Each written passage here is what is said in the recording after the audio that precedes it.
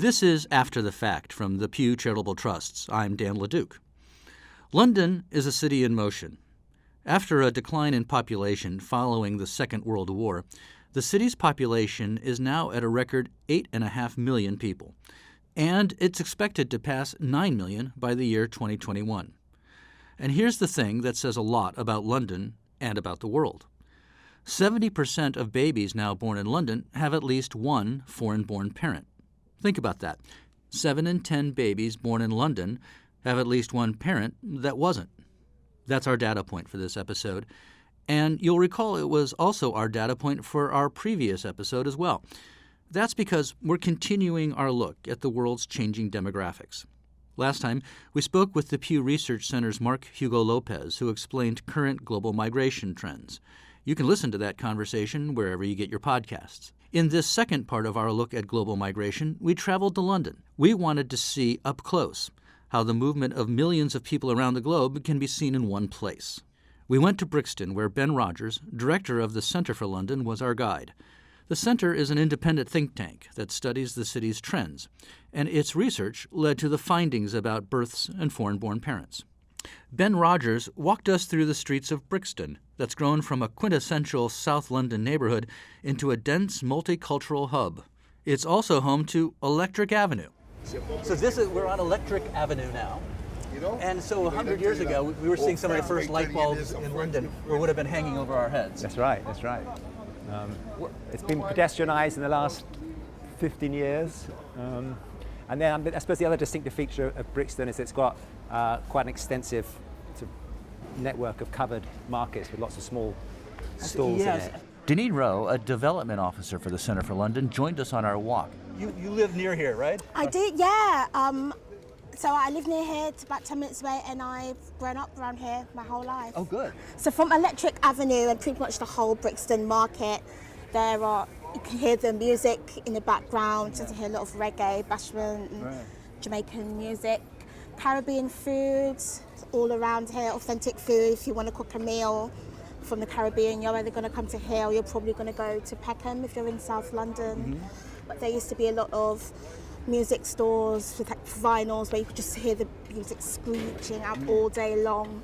And it was just vibrant. It was just a place, like I said, home away from home for lots of people. My grandmother grew up not that far from here, born around 1900, and she remembers this as being a sort of, a place where you come to. There's a big department store that was considered to be rather glamorous. So I think she wouldn't recognise the Brixton of today. Wow. But I suppose one of the big changes is that though this was always a centre of migration, 30 or 40 years ago, there would have been a large number of migrants from a small number of countries. And what we've now seen is almost sort of the diversification of migration. So actually you've got a sort of huge array of different migrant groups represented in this area and in London as a whole. That's right. So from where? Where are they coming from? I'm tempted to say from everywhere. Really? I think that's pretty true, but traditionally Caribbean, but that's been now African, Eastern European, Western European. There's a big Portuguese population here. So how much of this change is driven by migration? A huge amount of it has been driven by migration, which is why now we're in a position where 70% of Londoners born today are born with at least one parent from overseas. And it's also the case that migrant groups have a higher fertility rate. So even when migrants have been here for a generation, they're having more kids, which is an indirect effect of migration, I suppose. Right, because they're here, they're staying, and they're having more children. Yeah, and London's changed actually in a way which I think has even taken the experts, the demographers, by surprise. And I remember when we had the last census in 2010, it transpired that the proportion of white British people in London was now less than 50%, which no one was expecting. London was, a generation ago, London was declining population, or 2 generations ago. So it's a big change. It's one that's taken people by surprise. If we look, recently we did a piece of work just looking at the official population projections for London, and they're just systematically wrong.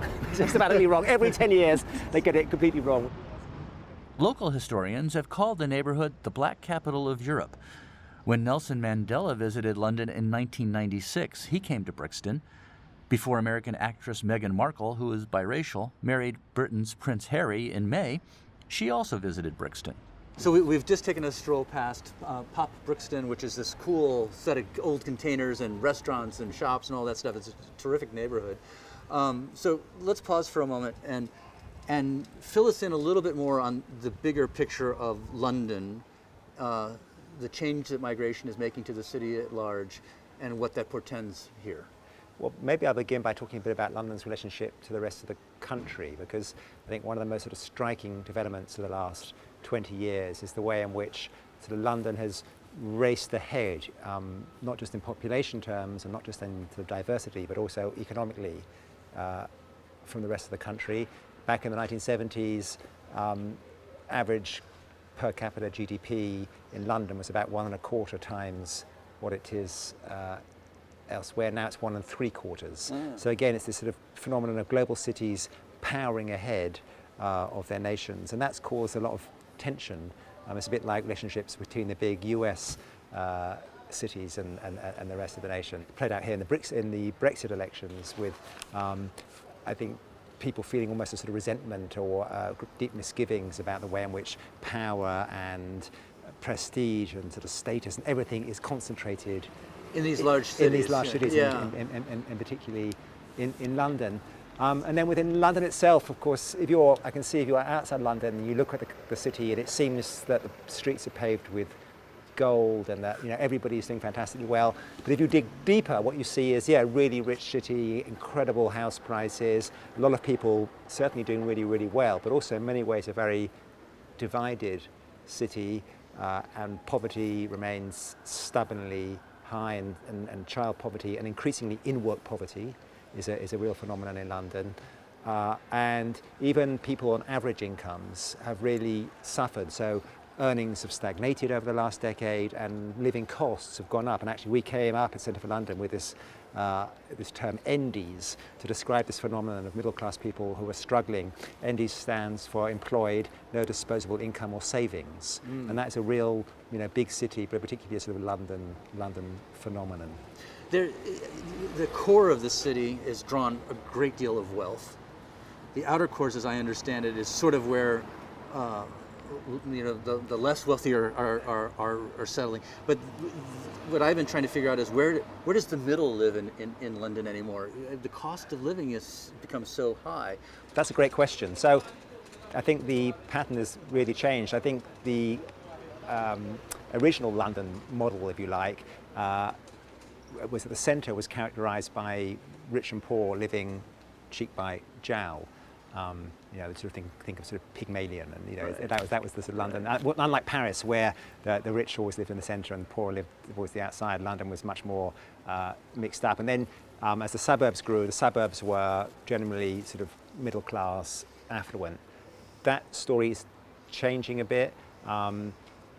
Particularly when the suburbs are concerned, and we've seen a lot of poorer migrants being squeezed out as London, the centre of London or inner London has become more unaffordable, being squeezed out to outer London in a way which I think is storing up problems, not only because a lot of people who are still in outer London feel a bit sort of displaced or uneasy about the changes, but also because those new poorer migrants are having to move into rented accommodation. They still can't afford to buy their own homes. They don't have the sort of social networks and the other things that sort of traditionally supported them in inner London. So I do really worry about the sort of changing nature of outer London and some of the problems that we might be storing up for ourselves. So there's been clearly an enormous change in the population of this city over the last few decades.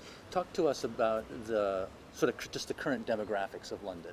What's the city look like today, and by the numbers? Well, London is growing fast, at least by European standards.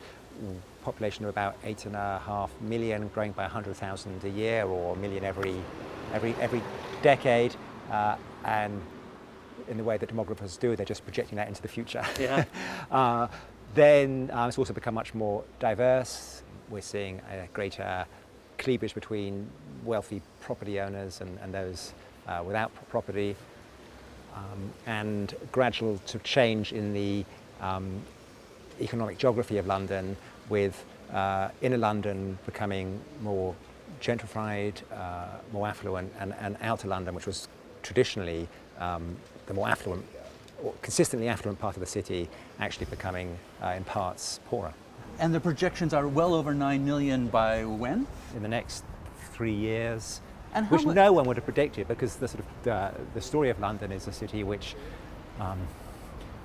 declined in the post-war years, years after the Second World War, encouraged by government policies. It was partly deliberate policy, but it was more just the collapse of industry and the decline of empire and the decline of Britain's economy. And then, in a way which no one expected, from the early 1990s, the economy and the population recovered. And it's been growing ever since. Yet these global cities, whether they're London or Los Angeles, are always this beacon that draws a migrant population. Migrant populations, when they enter a new country, don't go out into the rural areas traditionally. They're really focused in these urban areas, like London. I mean, this has been true throughout history. It is, and I think they work well if you're a migrant, partly because they are accepting of more accepting of migration, and there's already some networks there that can help you get integrate into the city. But in some ways, they are becoming tougher places for migrants, at least in economic terms. And there is this phenomenon which we see in London and also in US cities, which is sort of second or third generation migrants then move out because life is so tough within cities, and we're definitely seeing that. Yeah, definitely. I mean, up until, I suppose, quite a few years ago, you would have had grandparents sort of on the road much where we are now, a bit quieter.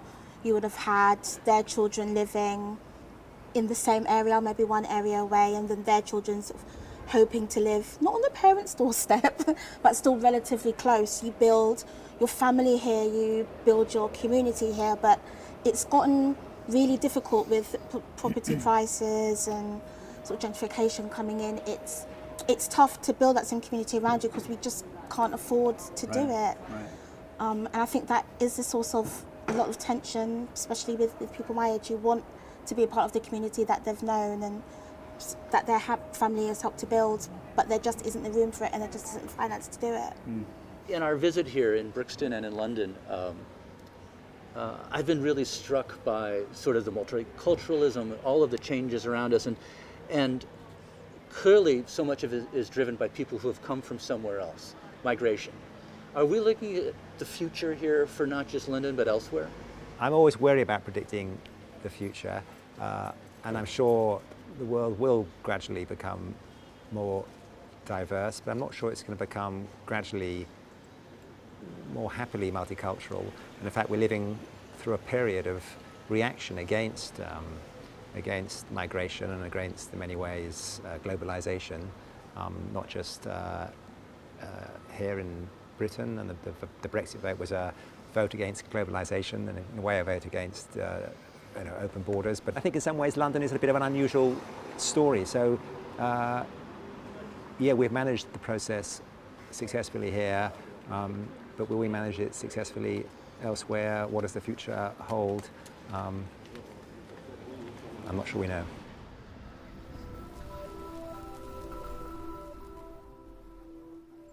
We have a link to the Centre for London's report, London Identities, on our website at pewtrust.org/afterthefact. If this is your first time listening to us, click subscribe and browse through our episodes. We've covered such global topics as overfishing in Europe, the threat of antibiotic resistance, and how to protect the world's oceans. Our thanks to Ben Rogers and the Centre for London for showing us around Brixton. And thanks to you for listening. For the Pew Charitable Trusts, I'm Dan LeDuc, and this is After the Fact.